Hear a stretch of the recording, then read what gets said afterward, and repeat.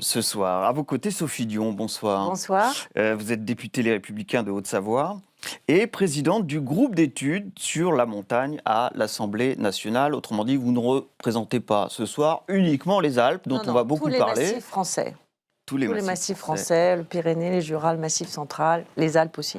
Et oui, parce que la France a cette caractéristique, on l'a vu dans ce documentaire, on va le rappeler, nous sommes un formidable pays de montagne, avec des espaces montagneux considérables à comparer par rapport à certains autres pays européens, bien sûr. Jean-François Arnaud est également avec nous, bonsoir. Bonsoir. Vous êtes grand reporter au magazine Challenge, bon connaisseur du sujet qui nous intéresse ce soir, merci d'être là.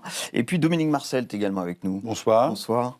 Vous êtes le PDG du groupe Compagnie des Alpes, filiale de la Caisse des dépôts et consignations. Votre société est le premier exploitant de remontées mécaniques au monde. Véritable savoir-faire français, on l'a vu d'ailleurs dans ce documentaire.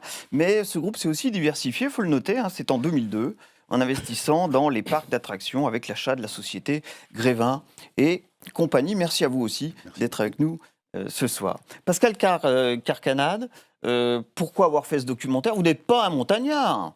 Qu'est-ce qui vous a poussé à nous parler de la montagne dans ce documentaire?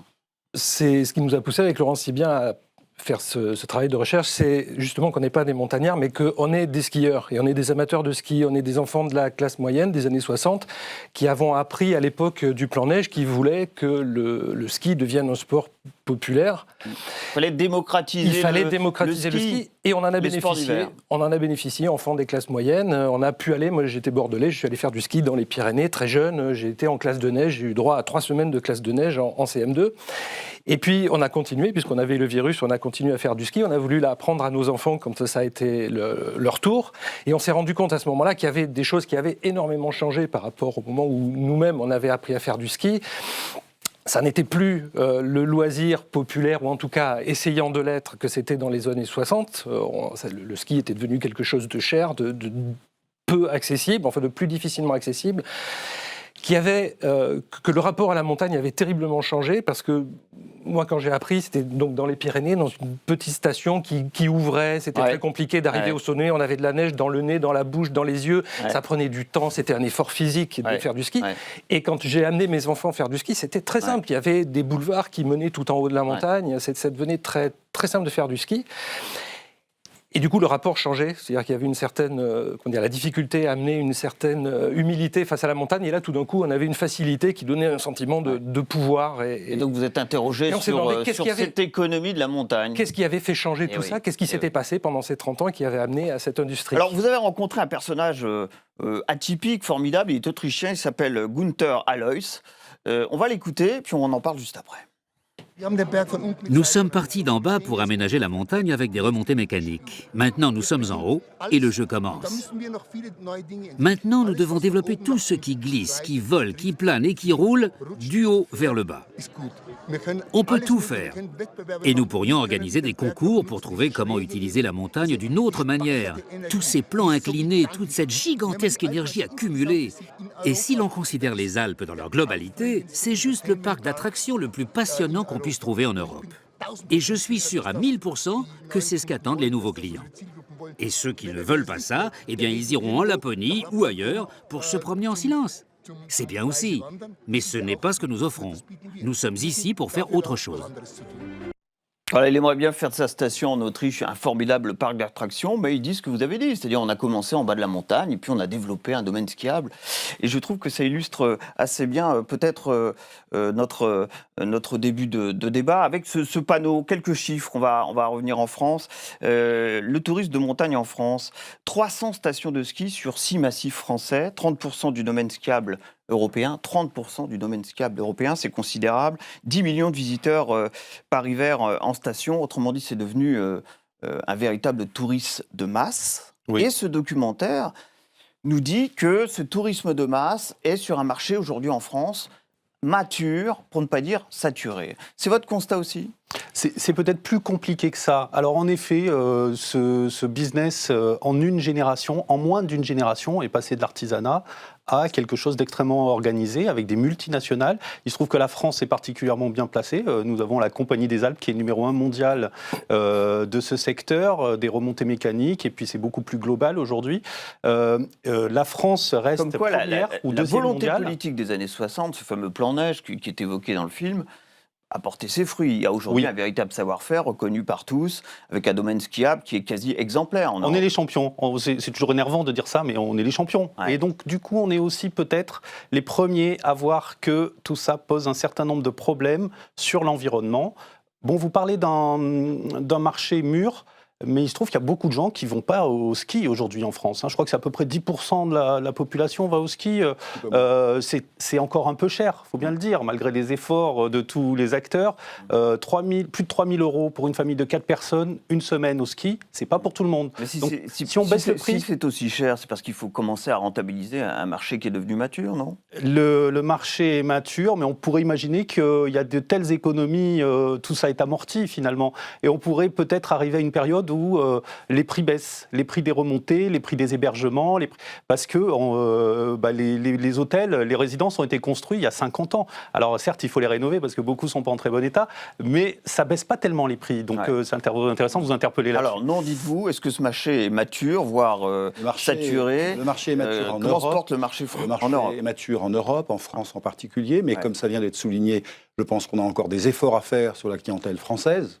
On parlait des classes de neige, c'est vrai qu'il n'y a plus de classes de neige, il faut qu'on imagine d'autres formes qui permettent d'attirer les jeunes, parce que les jeunes, ce sont les skieurs de demain. Ouais. Donc je pense que la clientèle française... Il continue à attirer peut-être ce qu'on appelle les classes moyennes, qui Absolument. sont peut-être devenues des classes moyennes supérieures, qui sont capables d'aller au ski encore au sport d'hiver, mais est-ce que les classes moyennes peuvent encore y aller aujourd'hui ? Absolument, moi je pense qu'elles peuvent y aller, il y a une offre suffisamment diversifiée, nos prix peuvent paraître élevés, en effet, mais c'est la contrepartie d'un effort d'investissement absolument considérable, qui n'a fait que croître. Vous voyez, dans ma société, les investissements ont augmenté depuis que je suis arrivé de 50%.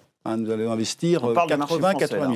Dans ma société, dans la CDA, je parle du marché français, bien évidemment. Donc, il faut évidemment rentabiliser ces investissements, mais je note quand même qu'au niveau du forfait, ce n'est pas le cas pour l'hébergement, mais au niveau du forfait, le forfait en France est nettement inférieur à ce qu'il est en Autriche, en Suisse et en Amérique du Nord, encore nettement plus inférieur. Alors, Sophie Dion, sur ce constat, le constat de ce qu'est le marché de la neige aujourd'hui en France, formidable potentiel, formidable savoir-faire, mais un marché où il faut trouver des solutions pour continuer à amortir les investissements. Alors, moi, je voulais faire plusieurs remarques. La première, c'est de dire que la montagne, ça n'est pas que le ski. C'est une première observation. La deuxième, c'est de dire que nos stations sont des villages. Et à partir de là, elles offrent un produit touristique complètement différent, avec des traditions, des spécificités, une histoire. Ouais. Ce ne sont pas les parcs d'attractions comme le souhaite le patron de cette station de ski autrichien. C'est très important de le rappeler. Ma famille a été à l'origine du développement des sports d'hiver. Donc je peux en parler savamment, si je puis dire, parce que je suis vraiment un enfant de la montagne, qui a aimé la montagne et qui l'aime profondément aujourd'hui. Et c'est très important aujourd'hui de dire que la montagne, c'est autre chose que des usines à ski. C'est vraiment un patrimoine, des traditions, des gens qui vivent dans leur montagne et qui les aiment profondément et qui, en effet, veulent qu'on puisse venir à la montagne, mais aussi qu'on puisse y vivre tout au long de l'année. Pardonnez-moi, et ça, c'est très important. On l'a dit, c'est assez cher, c'est même cher. Quand on va une semaine à la montagne, on va en avoir pour son argent. Et pas seulement sur les pistes de ski. On va avoir du divertissement, on va avoir... C'est bien pour ça. C'est un peu ce que nous dit ce patron de station de ski autrichien. C'est évidemment pour ça. Mais ce que je veux dire, c'est que la France est là, au niveau de la montagne, quelque chose d'extraordinaire que n'ont pas les pays émergents, dont on a pu voir certaines images dans votre reportage, c'est qu'elle est capable d'offrir bien autre chose que de partir faire du ski. Le ski est quelque chose de central, bien sûr, mais il n'y a pas que le ski, il y a tout ce qu'il y a à côté, c'est-à-dire la gastronomie, c'est-à-dire le bien-être, c'est-à-dire des hôtels qui offrent des prestations diverses, il y a même du yoga sur des pistes de ski. Donc vraiment, ce que je voulais dire, c'est que les acteurs de la montagne les maires et les élus, depuis longtemps, si vous voulez, ont pensé à diversifier ce produit touristique. Le ski, je croyais que c'était fun. Il faut être fun pour faire du ski. Il y a un esprit fun comme ça dans le ski. En tout cas, pour ceux qui ne sont pas montagnards, qui y vont pour passer un bon moment. C'est aussi ce que vous avez constaté à travers ce reportage, où on est plus proche de personnes qui vont à la montagne pour connaître la montagne, pour ne pas faire seulement du ski, mais apprendre à connaître la montagne, ses habitants. Günther Alois, dans le film qui Die Gueule, c'est un grand provocateur, mais il y a quand même quelque chose, il parle d'un phénomène réel, il y a une parc d'attractions, ça devient des parcs d'attractions, enfin il y a une tendance à aller vers le parc d'attractions à la montagne, parce que la facilité du ski et parce que la facilité de faire du ski fait qu'il y a un besoin nouveau qui apparaît, c'est qu'il faut scénariser, parce que le spectacle de la montagne ne suffit plus, donc on a besoin d'un... Pardon, juste, je voulais dire que je suis d'accord avec ce que vous dites, mais il y a bien longtemps que les acteurs de la montagne et les élus ont pensé à diversifier l'offre touristique. Et ce que vous décrivez était vrai presque il y a une dizaine ou une vingtaine d'années, mais aujourd'hui, vraiment, la montagne, ça n'est pas que le ski, c'est bien autre chose. C'est encore une fois faire venir, vous m'avez dit que vous étiez un enfant qui était venu à la montagne, c'est très important. Vous avez évoqué tout à l'heure les classes de neige. Voilà quelque chose de considérable. Un enfant qui viendra à la montagne petit voudra toujours y revenir et faire venir ses enfants. Ça, c'est un paramètre très important aussi. Ils n'y viennent plus. Ce que disait le maire de la commune sur laquelle est la station de Courchevel, c'est qu'il regrettait bien justement que les enfants ne viennent plus, parce que c'est les skieurs de demain, comme vous le disiez. Vous voulez ajouter quelque chose ? Oui, moi je suis d'accord avec un deuxième extrait. Ce qui vient d'être dit, enfin, étant gestionnaire aussi de parcs d'attractions, j'adhère, même si c'est provocateur, ce qu'a dit notre ami autrichien, mais on a besoin d'animer les pistes. Les gens ne skient plus de la même manière. Ils skient beaucoup plus rapidement, puisqu'il y a moins de queues, ce que vous soulignez tout à l'heure. Les équipements sont bien meilleurs. Les gens nous demandent de nouveaux équipements, nous demandent plus d'attractivité. Ils le demandent à la fois sur les pistes, et comme le soulignait à juste titre Sophie Dion, dans la station. C'est-à-dire qu'aujourd'hui, nous devons penser non pas uniquement l'expérience du skieur, mais l'expérience globale en station, et nous, Compagnie des Alpes, avec les élus, avec les professionnels, avec les hôteliers, nous participons à cela. C'est-à-dire que, vous voyez, si vous êtes dans une station, je vais être tout bête, mais qui a l'accessibilité mauvaise, où il n'y a pas de Wi-Fi, où il y a peu d'activités d'après-ski, eh bien, les gens... Il n'y a pas de piste facile. Exactement, les gens iront ailleurs. Ils iront dans d'autres... C'est bien pour ça que le marché français a un potentiel extrêmement fort pour toutes les raisons qu'on vient de dire. Et les chiffres le prouvent, 9 milliards d'euros de dépenses en station et 120 000 emplois directs et indirects et non en France. délocalisables, ces emplois. Très importants. C'est des emplois de... Deuxième extrait, si vous le voulez bien, de ce documentaire. Il s'agit d'un ancien maire d'une station alpine qui nous parle de l'immobilier en montagne. On ne sait plus comment dire non. Et là, je vous parle en tant qu'ancien maire. Un maire qui dit non à un permis de construire, il repasse pas aux élections, c'est tout. La Tarentaise compte au bas mot, parce que les chiffres, personne ne veut les diffuser, bien entendu, au bas mot, 380 000 lits d'hébergement. C'est plus que le nombre de lits d'accueil du Maroc et de la Tunisie réunis. On en est même à un point où on se demande si, à force de construire des lits comme on continue à le faire aujourd'hui, on ne va pas rentrer dans une bulle immobilière. Quand on augmente la capacité d'accueil, on dit le domaine skiable va être trop petit, donc il faut reconstruire une remontée mécanique. Et quand on a reconstruit la remontée mécanique, on dit maintenant, pour payer la remontée mécanique, il faut reconstruire des lits. Vous savez, c'est l'histoire du fromage, du pain et du vin. Il faut toujours en reprendre un peu, et donc on n'arrête jamais. Jean-François Arnaud, ce qui n'y a pas une course en avant, il y a tout de même ce terme, bulle immobilière, un risque de bulle immobilière dans la Tarentaise, notamment. Oui. Là, est-ce que c'est une réalité ? C'est une réalité. Ce savoir-faire français dont on parlait tout à l'heure, c'est aussi celui de grands bâtisseurs, d'hommes d'immobilier, comme le patron de Pierre et Vacances, comme les dirigeants de toutes ces stations qui les ont créées de toutes pièces, qui ont mis beaucoup de béton dans la montagne. Mais la bulle, en fait, il y a une abondance de logements ou de lits qui ne sont pas adaptés. Et en effet, cela pose un problème. Par contre, pour les logements que veulent aujourd'hui, les lits que veulent aujourd'hui les touristes, c'est-à-dire des logements plus spacieux, le Wi-Fi, les équipements, le spa au rez-de-chaussée, ça, il n'y en a pas tant que ça. Il en faut plus. Donc, c'est pas étonnant qu'on continue. Donc, il faut à nouveau investir ? Hélas, il faut rénover, mais c'est compliqué. parce qu'il y a des propriétaires qui sont là et on ne va pas les déloger. Donc c'est le fameux problème dans la montagne que tout le monde connaît, des lits froids. Il y a tous ces vieux logements, les lits se sont refroidis parce qu'il y a des semaines entières en pleine saison où ils sont vides, personne n'en veut. Et en revanche, il y a une attente pour des endroits plus adaptés. Vous avez entendu cet élu, on ne peut pas dire non.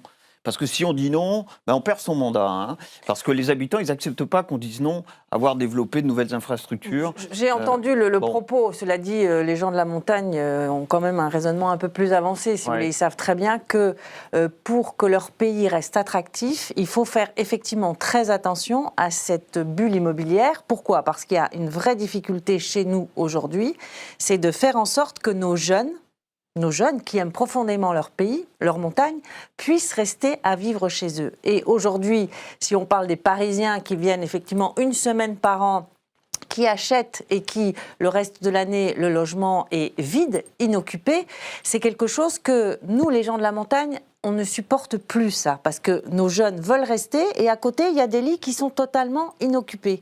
Donc, il faut faire très attention à faire en sorte que la montagne elle soit déjà habitée par les gens de la montagne. Parce que sinon, et c'est complémentaire, on va perdre notre activité touristique s'il n'y a plus que des lits froids. Et pour donc, ce qui a été très dit sur l'infrastructure hôtelière, les oui, lits froids évoqués, bon, c'est une image, évidemment. Et par exemple, si vous est-ce que l'infrastructure est au niveau aujourd'hui ? Est-ce qu'elle répond à la demande ? Alors, il y a quelques années déjà qu'on a effectivement mis en place un certain nombre de mesures, et notamment celles pour réhabiliter ce qu'on appelle l'immobilier de loisirs.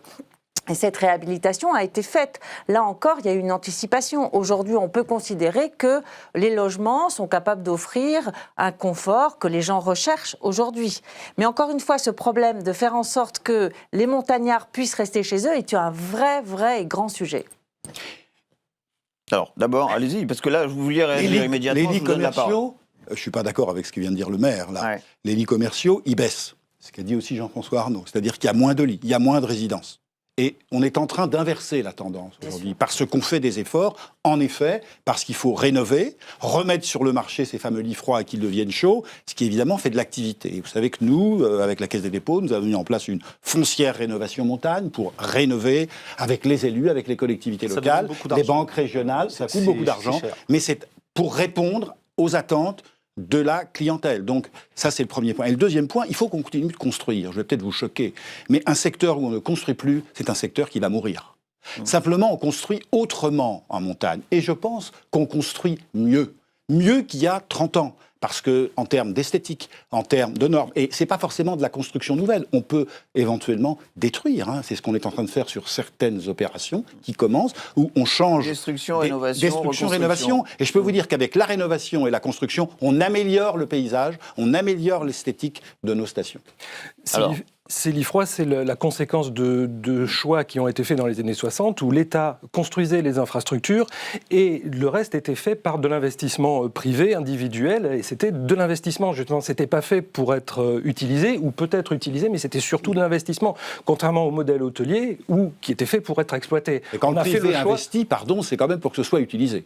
Oui, mais ce qui s'est passé, c'est que c'est utilisé par des gens qui viennent une semaine par an, par des Parisiens ou par les gens qui ont les moyens d'acheter de l'immobilier qui est cher parce qu'il est en très haute montagne et que donc forcément le mètre carré est cher. Je ne suis pas d'accord, parce qu'une partie, heureusement, de ces lits sont gérés par des résidences de touristes, par les grands opérateurs, Pierre et Vacances, Dalis, Bellambra, et ce sont des lits chauds, et c'est ça qu'il faut préserver. Les investisseurs ont acheté ces appartements, mais ils sont confiés à des professionnels, et les lits sont chauds. Donc on ne peut pas dire que ces lits ne sont pas utilisés. Simplement, il faudrait que vous nous dites, vous, aussi dans ce reportage, c'est que les marchés boursiers ont baissé, les investisseurs cherchent à investir, dans des investissements rentables, et hop, finalement, un appartement, un chalet en montagne, ça c'est rentable aujourd'hui. Dans le modèle autrichien dont on parle aussi dans le film, ça a été l'hôtellerie qui a été poussée à se développer, et l'hôtellerie est un système de lits chauds où les lits sont remplis. Donc du coup, ça fait moins d'immobilier et plus de journées de ski pour les. Mais il faut aussi des hôtels, et on développe des hôtels, évidemment. Mais c'est en train de changer. Il faut continuer à construire,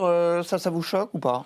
Par rapport à ce que vous avez constaté, vous, en faisant ce film ? Là, pour porter un jugement ou pour être le porte-parole des écologistes. Pas n'importe comment, bien mais on évidemment. peut supposer, quand on voit les stations de montagne, qu'il y a peut-être d'abord des choses à faire avec l'existant avant d'en construire un nouveau. Rénovation et construction. On sait qu'on a un problème, qu'il y a trop de monde sur certaines zones, donc il va falloir que les élus, même les associations d'écolos de l'environnemental soient associées dès le début pour éviter qu'elles ne râlent après et qu'elles bloquent des projets. Donc aujourd'hui, Dominique Marcel a raison, on ne construit plus de la même façon, c'est vrai. Il faut construire très différemment, mais faire très très attention à ce que tout le monde soit d'accord dès le début. Alors, il n'y a pas perdre seulement beaucoup pour d'argent. ça que les écolos râlent, hein, pour reprendre Ouais. votre expression. Il y a aussi évidemment la question du réchauffement climatique qui pose problème à cette économie de la neige. Autre extrait de votre documentaire, et on retourne cette fois en Autriche. Avec les changements climatiques que l'on constate déjà, l'exploitation des infrastructures de sport d'hiver est devenue une affaire coûteuse. Il faut aménager des retenues en haute montagne afin de disposer des quantités suffisantes d'eau pour produire de la neige artificielle. Les dameuses sont pratiquement toujours en service. Nous stockons parfois de la neige d'une année sur l'autre dans de grands entrepôts. Tout ceci renchérit les vacances d'hiver qui n'ont de toute façon jamais été des vacances bon marché. Mais il est à craindre que les sports d'hiver soient à l'avenir un loisir réservé exclusivement aux riches.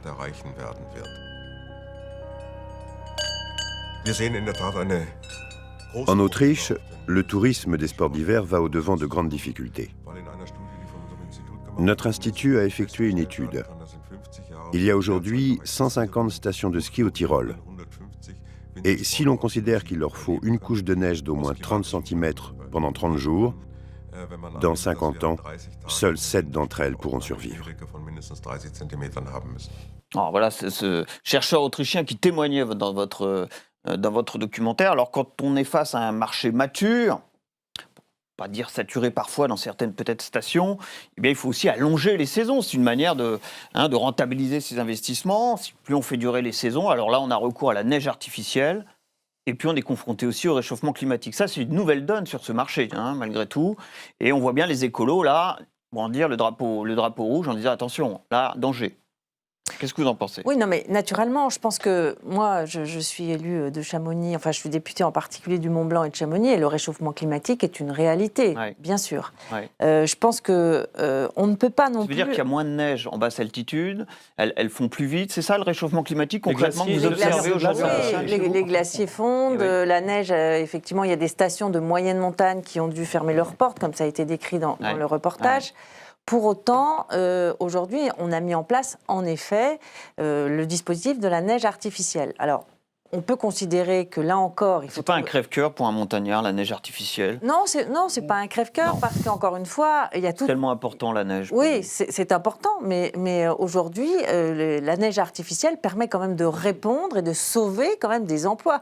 N'oublions pas quand même qu'on est dans une économie importante, que les emplois sont là, qu'il y a un monde économique très fort. Il y a les pisteurs secouristes, il y a les moniteurs de ski, il y a tout le secteur hôtelier, tout le secteur de l'immobilier, de loisirs. Ça fait vivre, on l'a dit, ça fait vivre une économie considérable. Et donc aujourd'hui, il faut quand même qu'on trouve les moyens. Là encore, c'est une affaire de proportion. Là, il faut trouver le bon curseur entre la nouvelle donne écologique et puis les emplois. On ne peut pas rejeter ces dispositifs de la neige artificielle. Encore une fois, ça permet de sauver des gens qui vivent à la montagne et les gens qui veulent venir à la montagne. Donc il faut évidemment que l'on ait une position nuancée sur le sujet.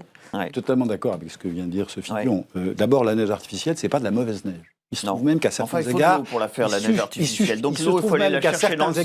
C'est ce qu'on nous a expliqué dans ce documentaire. Et donc, je vais venir. Mais à certains égards, elle est même meilleure. Et elle nous aide à stabiliser le manteau neigeux. Elle est de grande qualité. Premier point.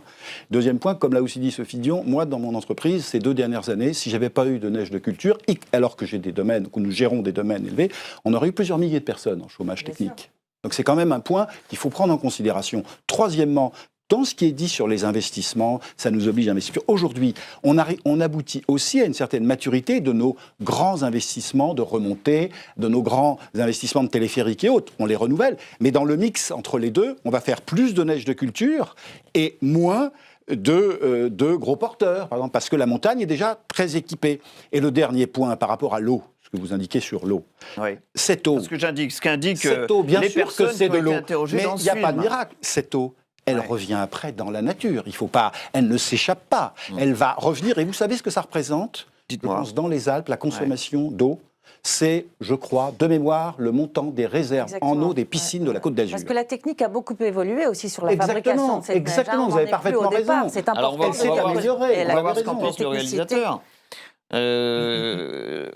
D'abord, est-ce que on sent les montagnards tiraillés, finalement, entre la sauvegarde des emplois, mais ils adorent la nature, ils adorent leur montagne, et la composante écologique, attention, ils y sont très sensibles aussi. On les sent tiraillés, les acteurs de la montagne. Ils sont tiraillés, mais ils sont confrontés à une difficulté qui est que moins de neige, ça veut dire forcément moins de ski, même si de façon artificielle ou de culture, parce qu'on dit plutôt la neige de culture que la neige artificielle, justement, pour pas dire le mot artificiel. C'est un terme que je viens d'apprendre là à l'instant sur ce plateau. La neige de culture ? Oui.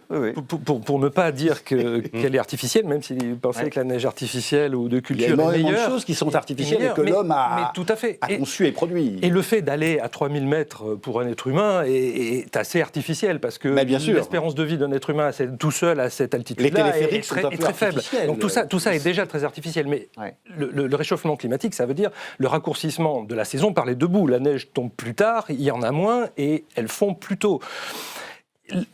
Le problème à laquelle est confrontée l'industrie de la montagne aujourd'hui, c'est qu'il faudrait ne pas faire que du ski à la montagne. Ce qui est déjà le cas. C'est déjà le cas. Non, 98%. Il y a des gens. On essaye de diversifier.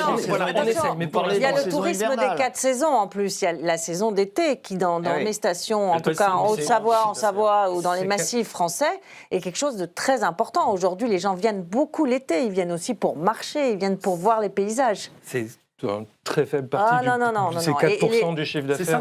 C'est 4-5% du chiffre d'affaires. Mais ça se développe. Qui n'existait pas avant et qui est en train effectivement de se développer considérablement. Alors attention, danger concernant l'écologie, évidemment. On n'est pas obligé d'être un militant écologiste pour dire que il faut absolument faire attention à tout ça. La neige de culture ne peut être qu'une solution de transition vers les nouveaux métiers, un accueil beaucoup plus étalé sur l'année, l'été. Il se trouve que Manuel Valls et Ségolène Royal étaient, il y a un an, à Chamonix. Ils sont allés voir la mer de glace pour mobiliser tout le monde autour de la COP 21. Et ils ont bien constaté que le glacier est en train de fondre. C'est ce que je vous ai dit. Font en ce moment, ils font depuis un siècle autant qu'en 2 millénaires précédents. Donc ça va aller très vite. On sait que c'est pas irréversible. Mais pourtant on nous dit que ce n'est pas contre nature d'une certaine manière. Mais je pense que Dominique Marcel devrait faire partie, il en fait partie d'ailleurs, parce que je sais quelles sont ses convictions profondes, mais il y a un grand nombre de, vous voyez, autour de la COP 21 et 22 désormais, d'entreprises, de lobbies qui disent continuons à rouler en voiture, continuons à utiliser des hydrocarbures. Et vous, ce que j'ai dit, c'est pas ce que vous dites nous-mêmes sur le réchauffement climatique. C'est pas du tout ce qu'on dit. Hélas, on en est conscient. Vous êtes moins puissant que ce lobby adverse, et vous devriez avoir les moyens de faire le lobbying pour que on diminue de 2, 3, 4 degrés, parce que les stations en dépendent. Je crois que ce qu'on a dit tout à l'heure est très important. C'est important en effet de préserver cet environnement qui est magique. Nous, on a des contrats de destination montagne qui viennent d'être accordés par le ministère des Affaires étrangères, puisque c'est lui qui est en charge du tourisme, pour la destination Mont-Blanc. Et je crois qu'aujourd'hui, c'est un patrimoine qu'il faut préserver. Et moi, il y a des problèmes effectivement écologiques très forts et on essaye toujours de trouver la bonne mesure. Je crois que c'est une affaire de mesure, tout simplement. Bon équilibre. Je vais ajouter juste un point. Qu'est-ce qui se passe quand on investit aujourd'hui, qu'on fait une belle remontée? On en supprime 3. On rationalise. On a donc un domaine skiable beaucoup plus important, qui donc répond bien à l'offre. C'est vrai. Et on supprime des pylônes. Vous voyez, à Val d'Isère, programme de réduction de 100 pylônes. Ce qui a été fait ça, on travaille pour l'environnement. Il y a des solutions. Mais bien sûr. La question que je me suis posée en voyant ce film, je me suis dit, mais est-ce que l'avenir du business de la neige, qui est notre sujet ce soir, n'est pas ailleurs? Regardez, c'est une publicité qui est dans ce documentaire et qui est adressée aux Russes. Лаганаки, Мамесон, Матлас, Безенги, Архыз. Уникальный туристический кластер Северного Кавказа. Будущие курорты, которые должны стать в один ряд со знаменитыми альпийскими горнолыжными центрами. Франция. В середине прошлого века именно французское правительство принимает план по реализации гигантского инфраструктурного проекта. Создаются максимально комфортные условия для инвесторов. Аналогично решили действовать и в России. Для создания туристического кластера из 5 курортов была создана компания «Курорты Северного Кавказа». Но особое внимание уделяется сотрудничеству с Францией.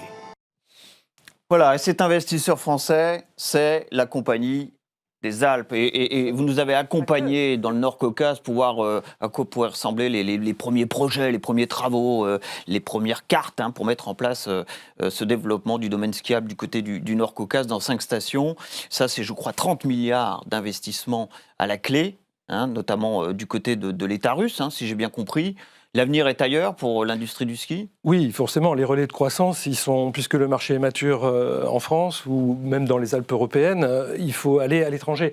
La Russie, il n'y a pas de culture de ski, les Russes ne sont pas très skieurs. En revanche, ils ont des montagnes. Ils ont une culture de la neige. Ils ont une culture de la neige, mais il y a des montagnes et on peut construire des stations de ski. Là où on peut commencer à s'interroger, c'est quand on cherche des relais de croissance à des endroits où il n'y a plus ni montagne, ni neige, et où on commence à construire des choses totalement artificielles. Ouais. Afrique du Sud, par exemple, dans ce documentaire. Par exemple, l'Afrique du Sud, qui est presque une caricature, mais il y en a d'autres. C'est pour ça que vous l'avez mis dans ce documentaire, c'est une caricature pour vous. Oui. On ne peut pas faire de la neige là où il n'y en a pas. Parce que c'est très visuel, parce que là, c'est une piste au milieu de rien. Mais il y a des tas de stations qui ont été construites de façon totalement artificielle autour de Pékin, par exemple, qui posent des problèmes d'eau, qui posent des problèmes considérables.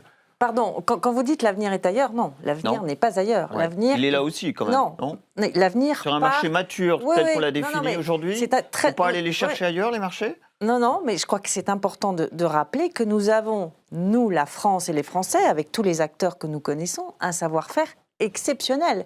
Et en réalité, le savoir-faire français est exportable. C'est comme ça qu'il faut raisonner. C'est pas des marchés qui nous échappent, c'est des marchés sur lesquels nous sommes.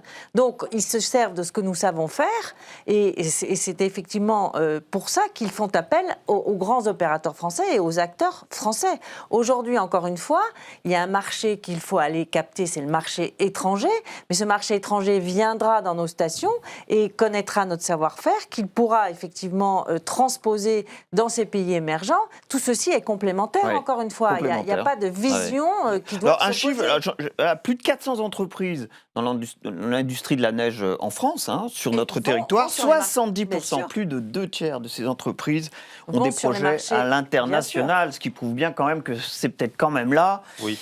Il y a de l'argent à faire. Moi, je vais être très court, mais il faut donner à notre champion français, qui est à mes côtés, les moyens de ce développement international. Il faut lui permettre de trouver des alliés à l'autre bout de la planète, dont il a besoin, parce que ce n'est pas avec nos petits moyens français qu'on va construire des stations en Chine, en Russie. Donc, il faut absolument nouer ces partenariats qui existent dans tout le monde du tourisme. Oui. Le projet nord-caucasien, il va voir le jour. On n'est pas investisseur dans le Nord-Caucase. On conseille. Nous ne sommes pas investisseurs. C'est l'État russe. C'est une société russe qui investit. D'accord. Comme l'a dit très bien Sophie Touche, je suis tout à fait d'accord. Il faut d'abord exporter notre savoir-faire. Et c'est parce qu'on aura exporté notre savoir-faire, ça nous fait d'abord des débouchés, et puis surtout ça fait connaître notre savoir-faire, nos montagnes aux clients de ces pays étrangers qui viendront demain en France. Parce qu'un petit point quand même, on dit l'offre est saturée. Non, l'offre, le marché est mature, mais l'offre n'est pas saturée. Nous avons des pics en février et aux vacances de printemps et à Noël, mais janvier et mars, on peut accueillir toute une clientèle étrangère. Sur la Chine, puisque Jean-François Arnaud a parlé de la Chine, encore une fois, on en parle aussi dans votre film. Il n'a jamais été question, je le dis, parce qu'il a parlé du champion français, et donc du groupe que je préside, il n'a jamais été question, évidemment, de vendre la compagnie là à des Chinois. Simplement, comme... C'est la question du moment. C'est pour s'y développer, mais j'aurais jamais proposé ça à mon actionnaire. En revanche, d'être présent en Chine avec des partenaires puissants, car vous savez qu'en Chine, vous ne pouvez vous y développer, c'est comme ça, c'est la vie, qu'avec des partenaires qui sont sur place. Et là, nous y sommes. Nous sommes à Taïwu qui va être un site olympique pour nous y développer, mais aussi pour y attirer la clientèle chinoise. 300 millions de skieurs, peut-être, probablement dans 10 ans. Vous savez qu'un chez nous en France en tourisme, il ira aussi sur 1% de Chinois. Et moi, je ne suis pas optimiste, je ne sais pas de grossir les chiffres. 1% de Chinois ferait 5 jours de ski par an. Ça fait 60 millions de journées skieurs, plus que la première destination mondiale, c'est-à-dire soit la France, soit les États-Unis. Je crois qu'en effet, comme vient de le dire le PDG de la Compagnie des Alpes, déjà, il a investi il n'y a pas très longtemps dans des stations qui font partie de mon territoire. Donc, je pense que les investissements ont lieu aussi en France. Bien sûr. Et je pense qu'encore une fois, c'est ce qu'on fait de mieux, c'est-à-dire qu'on exporte nos stations, nos villages et la station future de demain pour la montagne. Donc la clientèle vient chez nous. C'est pas l'inverse qui doit être dit. Bien, on va finir là-dessus, si vous le voulez bien. Merci, grand merci à tous les quatre. Merci pour votre documentaire. On en sait beaucoup plus aujourd'hui sur l'économie grâce de la neige, grâce à ce film. Merci donc d'avoir participé à ce droit de suite pour s'interroger ce soir sur l'avenir de l'économie de l'or blanc, de la neige. Vous pouvez bien entendu revoir cette émission sur notre site lcp.fr. Réagir également. On vous y répondra d'ailleurs à cette adresse, #DDS, c'est l'adresse de droit de suite. Rendez-vous à tous pour un prochain droit de suite avec son documentaire, bien sûr, et son débat. À bientôt.